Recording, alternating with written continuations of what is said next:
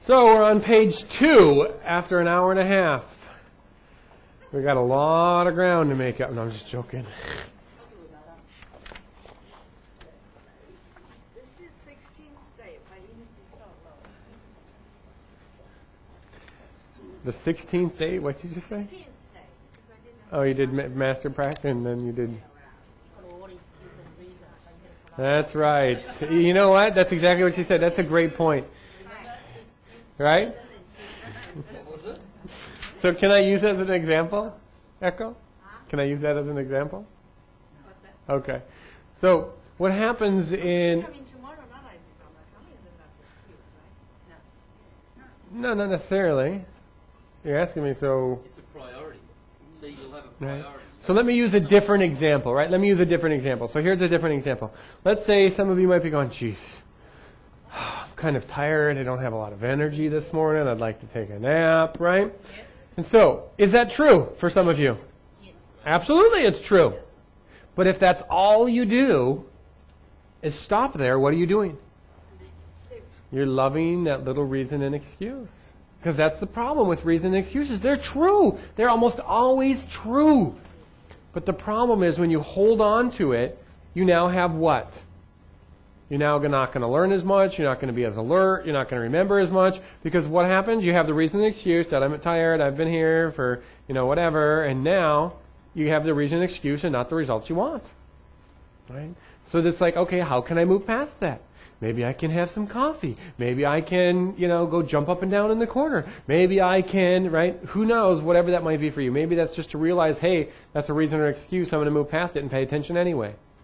Everybody's different. How do you apply it is up to you. You have to ask that question. So I said you want to make sure your goals are SMARTS goals, right? So the question you want to ask is, great, how do I apply that? So here's how you actually apply it in case you didn't actually ask yourself the question. One way you can do it is you can say, okay, you write your goal, and then all you simply do is go, okay, is that specific? You look at your goal and ask, can I measure that? Is it attainable? And if it's not, let's say it's not specific, what do? Make it specific. Right? Is it smiley factor in there? Is it in my goal? Is it written down in part of my goal that I am going to feel great and successful and happy when I achieve, whatever it is you want to do? Bob Proctor, he says, it's really simple to write your goals. Start off saying, I will be happy and peaceful when. That's the smiley factor already built into the goal. So I want to make sure that's in there saying, at some point, I'm going to feel good. I'm going to feel in control. I'm going to feel happy. I'm going to feel secure. I'm going to, whatever it is that you're going to make you happy and smiley as far as achieving your goal. That's how you apply it. And you just go through and ask every little S, every little M, every little A, every little R, every little T, every little S. Make sure it's in your goal. So capture tool, page number 5. This one is a really simple little action step that you're going to take. What you're going to do is you're going to get a capture tool to capture all of your thoughts. Because what happens? If you have a bunch of programs open in your computer, what happens to the speed again?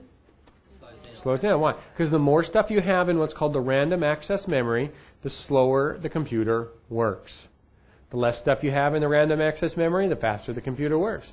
So if you have stuff like birthdays and what you have to do tomorrow and where you got to go and what you have to remember to do and who you have to remember to call, if you're trying to remember all that stuff, you can remember it.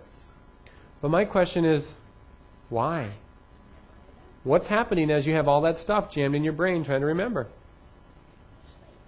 It's slowing down how well your brain works. Do you ever forget anything when you do that? Never, of course not, right? So what a capture tool is for is it's designed that you carry it around with you at all times. So whatever you decide you're going to use as your capture tool, you're going to carry it around with you at all times. Right? I use my cell phone.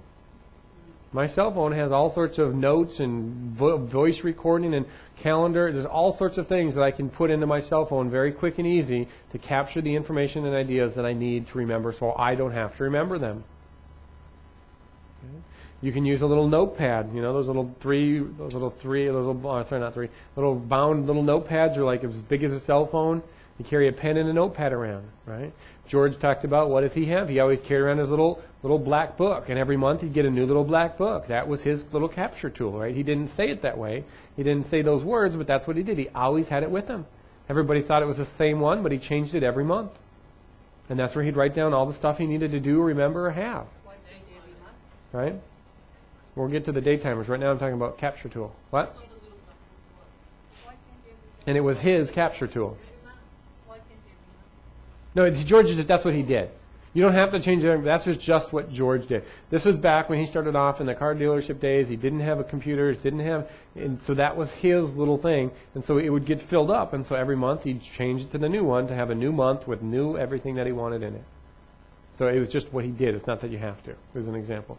So whatever it is, now you could get a digital recorder, a little digital voice recorder, and you could just record everything you need. What the point is if you want to sleep better, one of the things that you can do is get a capture tool. If you want to not forget important things, get a capture tool. If you want your brain to work better, get a capture tool.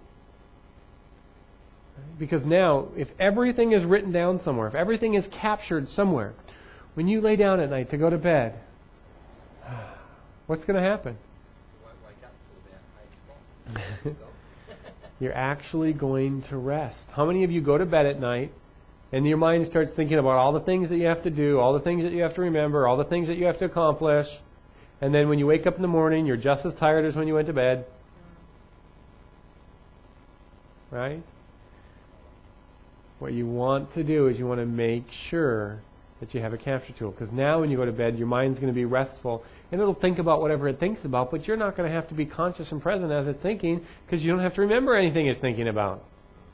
You just write it down. Now, if that little thought happens to pop up something that you need to remember, what do? Put it in your capture tool, because it's always with you. It'll be on your bedstand or wherever. I reckon this one's really powerful, and one I didn't recognise so much, and I'm pretty good with capturing stuff down.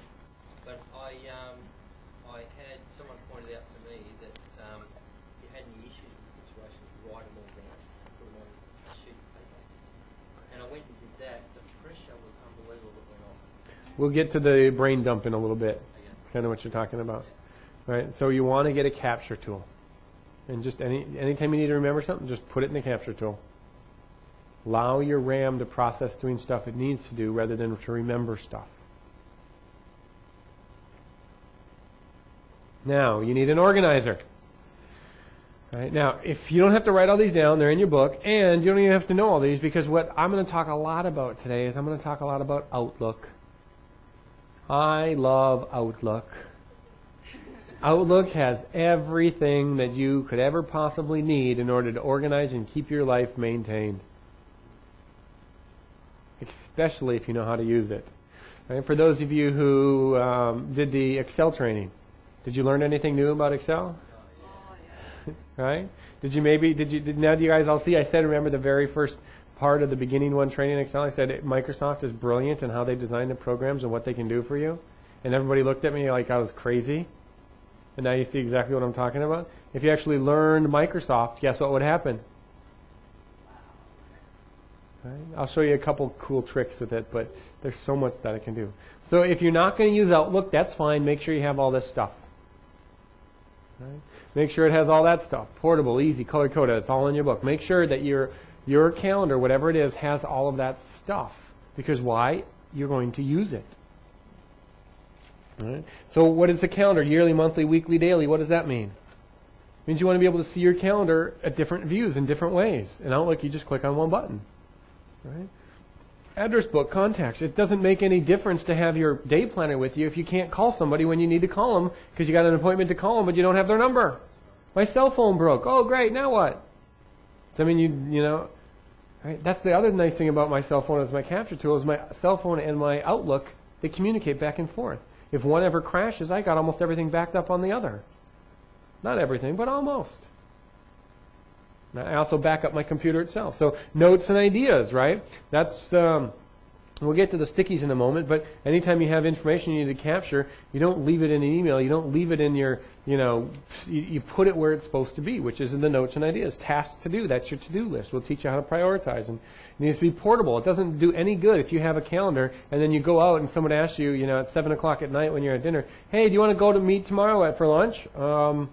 I don't know because I'm not sure if I have anything planned.